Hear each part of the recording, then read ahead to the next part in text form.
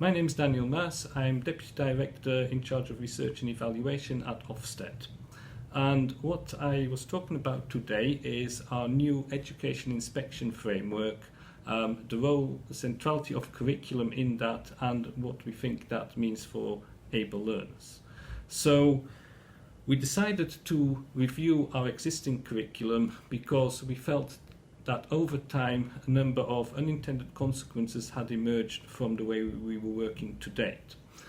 When Ofsted was founded in 1992, the intention was that the English accountability system would have two pillars: the assessment pillar, so GCSEs, A-levels, key stage tests, and the inspection pillar, Ofsted.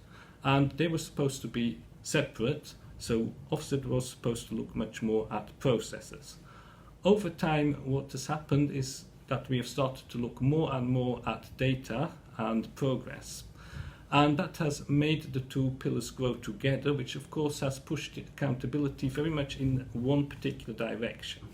And what we have seen is that over time that has led to things like teaching to the test, curriculum narrowing, and an over-focus on data, and we know that the latter has caused a lot of workload for teachers. Think about all the data drops that many of you will be familiar with. So we decided to reorient our framework by putting quality of education at the heart of it. And at the center of quality of education is the curriculum. What is actually taught? What do pupils actually learn? We think that that's the most important thing that we can do in schools. So we have created a new judgment area called Quality of Education, which subsumes the old outcomes and teaching, learning and assessment judgments. And that new judgment area, if you look at it, you'll see that a lot of the criteria are around curriculum. Curriculum for us is something that you have to proactively think about, a real thoughtful process.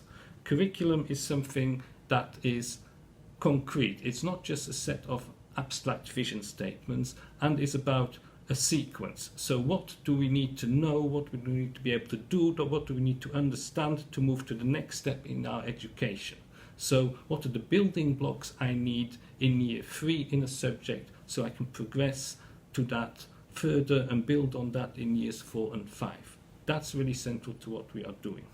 We want curricula to be ambitious for all learners, and we want curricula to be progressive, so sequenced, moving forward, not as we have seen sometimes happen in the past, that you keep doing the same topic year after year because that's what's in the exam syllabus. So the curriculum is not the exam syllabus.